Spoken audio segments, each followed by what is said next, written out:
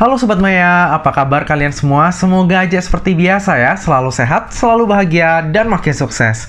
Pandemi ini kayaknya nggak kelar-kelar ya. Walaupun udah divaksin, tetap aja bisa kena corona. Maka dari itu, kita tetap perlu perketat prokes nih. Pakai masker dan cuci tangan pakai sabun.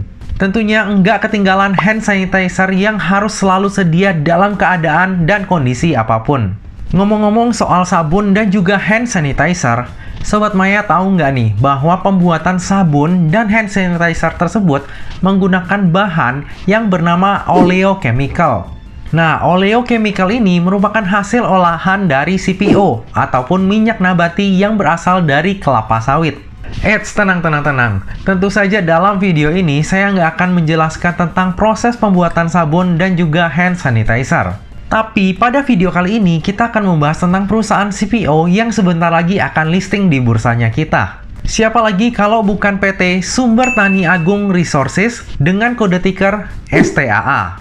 Bagi yang penasaran dengan prospektusnya, jangan lupa saksikan video ini sampai habis ya. Jadi PT Sumber Tani Agung Resources atau nantinya saya sebut dengan STAA ini didirikan pada tahun 1993 dan bergerak di bidang industri perkebunan kelapa sawit dan juga olahan kelapa sawit. Pada saat didirikan, perusahaan ini dulunya bernama Sinarlika Portibijaya Plantation. Lalu pada tahun 2018 berganti nama menjadi Sumber Tani Agung Resources. Sampai saat prospektus ini diterbitkan, STAA ini udah memiliki 13 perkebunan kelapa sawit, 9 pabrik pengolahan CPO, 1 pabrik kernel crushing, dan 1 pabrik solvent extraction yang seluruhnya tersebar di 4 provinsi, yaitu Sumatera Utara, Sumatera Selatan, Kalimantan Barat, dan juga Kalimantan Tengah. Nah, mungkin ini adalah hal yang nggak diketahui banyak orang. Selain bergerak di bidang perkebunan kelapa sawit dan juga olahan kelapa sawit, STAA melalui perusahaan anak berfokus pada pengembangan energi terbarukan dengan memanfaatkan limbah cair kelapa sawit untuk menghasilkan bahan bakar biogas. Nah, bahan bakar biogas ini sendiri digunakan sebagai pembangkit listrik operasional bagi pabrik anak usahanya STAA, yaitu PT Karya Serasi Jaya Abadi. Berikut ini adalah list dari pelanggan terbesar dari perseroan. Kayaknya Sobat Maya udah banyak tahu lah ya dari nama-nama ini. Oke, tadi adalah sekilas mengenai background dari emiten berkode STAA. Sekarang coba kita lihat siapa sih pemegang sahamnya. Nah, jadi pemegang sahamnya itu ada 6 ya Sobat Maya. Yang pertama adalah PT Malibu Indah Lestari yang memegang sebesar 40%. Lalu ada PT Kedaton Perkasa yang memegang sebesar 31,48%. Lalu ada Rasal Maminta Wijaya yang memegang sebesar 14,42%. Lalu ada Gani yang memegang 6,19%. Lele Tanjung yang memegang 4,09%. Dan juga Hardi Mistani yang memegang sebesar 3,1%. Nah, terkait dengan pemegang saham STAA, waktu saya baca prospektusnya, di akte pendiriannya, itu ada salah satu nama dari pendirinya STAA yang tersandung kasus hukum. Saya nggak tahu apakah ini orang yang sama atau enggak, tapi kalaupun misalnya orang yang sama, menurut saya ini udah nggak berpengaruh ya. Karena di struktur kepemilikan terakhir udah nggak ada namanya. Kemungkinan besar sahamnya emang udah dijual di masa lalu. Oh iya, di IPO-nya STAA ini, pemegang saham lama itu dilarang untuk mengalihkan ataupun menjual kepemilikannya hingga 8 bulan setelah STAA ini listing di bursanya kita. Jadi, kalau di hari pertamanya listing ada yang buang barang, itu jelas bukan pemegang saham lama. Oke, kita lanjut ke struktur IPO-nya. Dalam IPO ini, sebanyak-banyaknya 877 juta lembar saham atau mewakili sebanyak 8,06% dari modal ditempatkan dan disetor penuh yang akan ditawarkan kepada masyarakat. Harga penawarannya sendiri itu berkisar antara 470 hingga 605, sehingga dana yang akan diraup dalam IPO ini adalah sebanyak-banyaknya sebesar 530 miliar.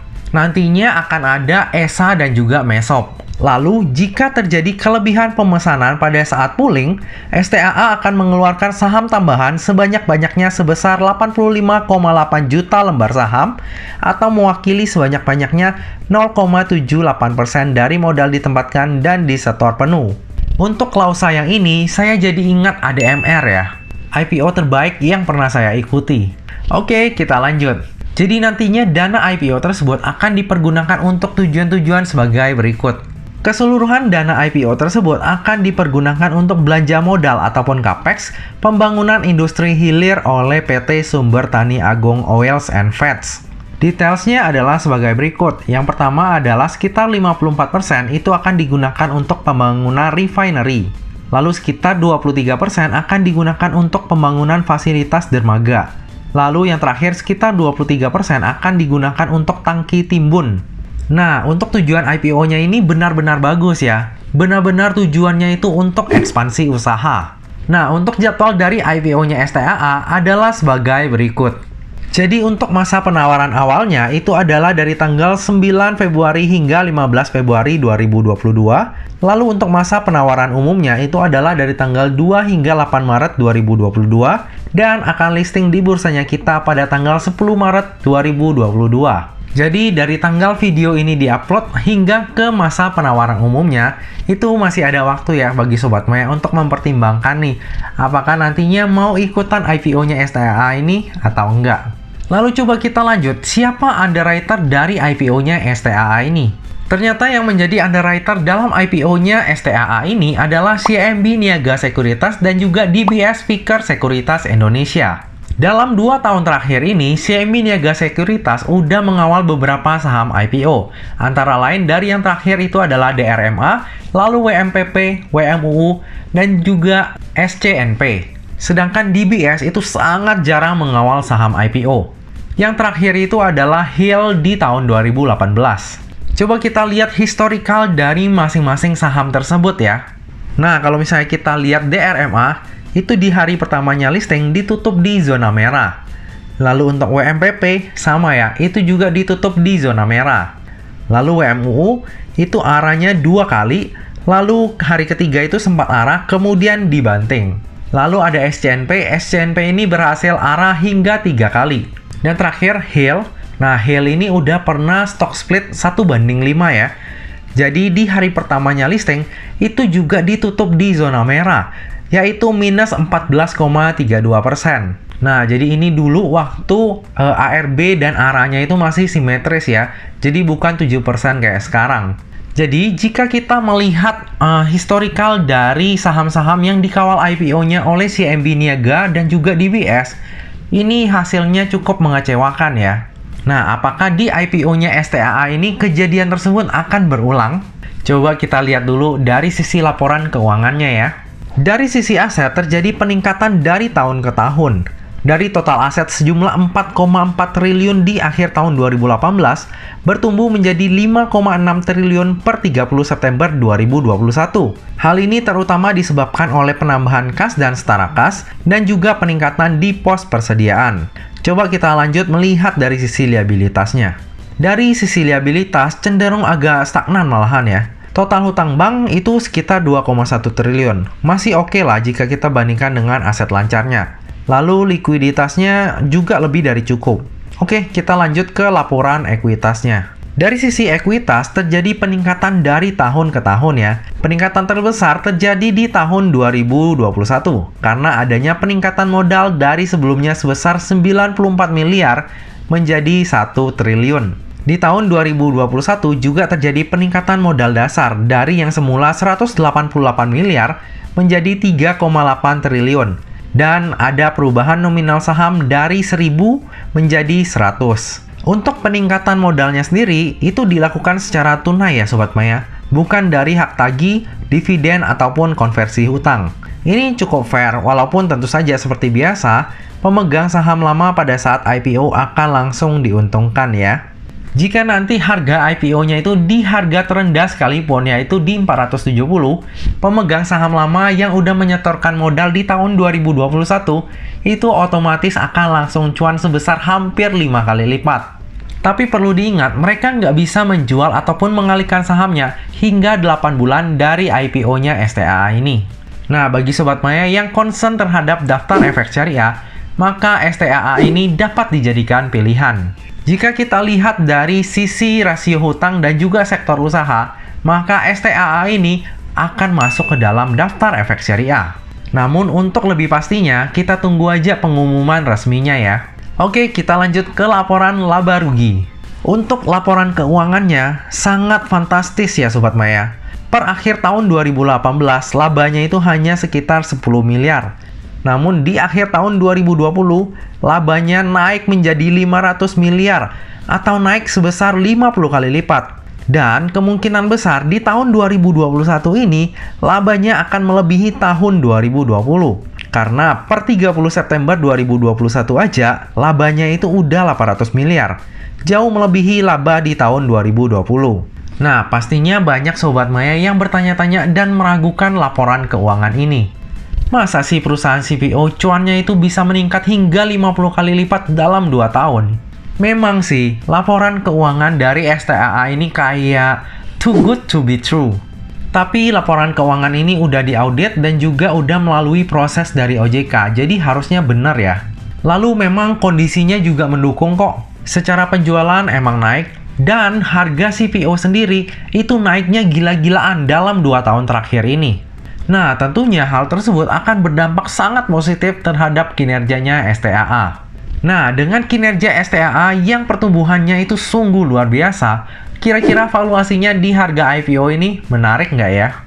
Oke, langsung aja kita hitung valuasinya.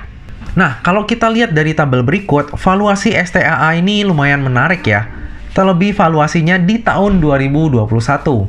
Jika harga finalnya itu di harga tertingginya yaitu di 605, maka PER-nya itu hanya sebesar 5,45 kali.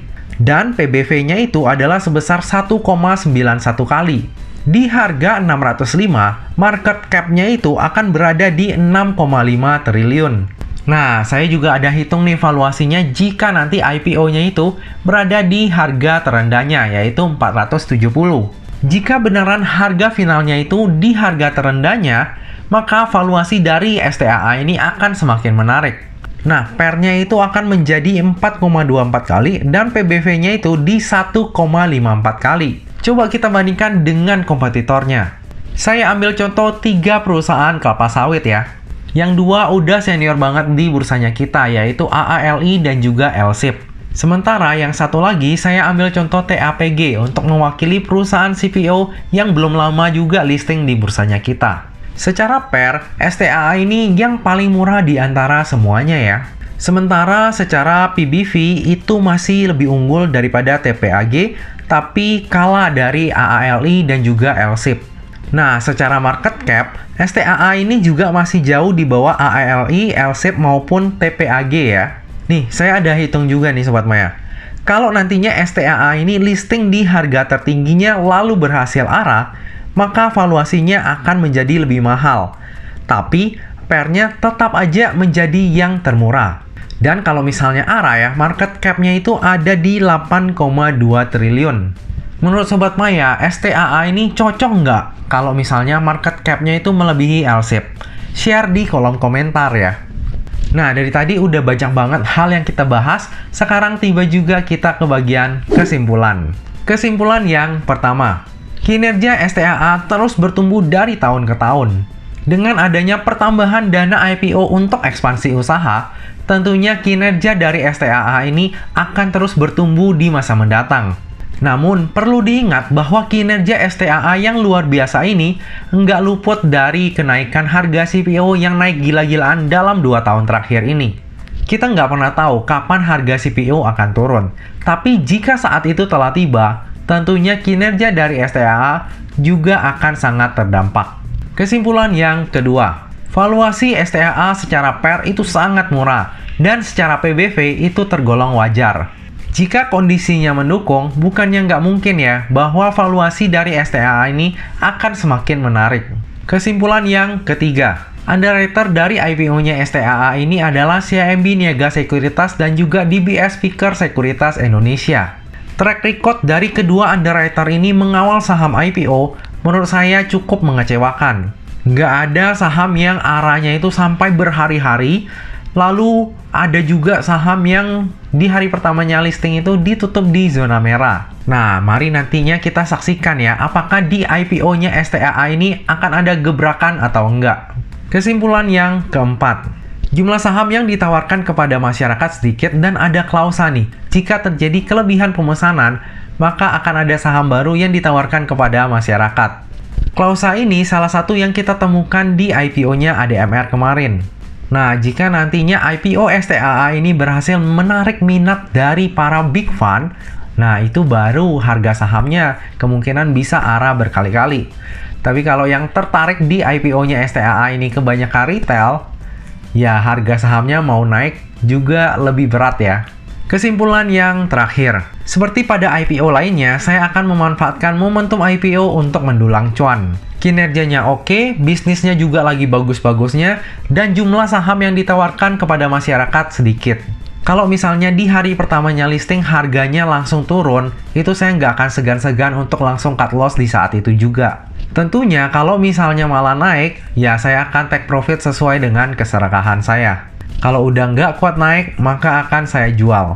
Nah, tapi perlu diingat ya Sobat Maya, yang namanya saham, apalagi saham IPO, itu nggak pernah luput dari yang namanya resiko. Jadi pastikan Sobat Maya itu melakukan order sesuai dengan resiko yang siap untuk Sobat Maya tanggung ya.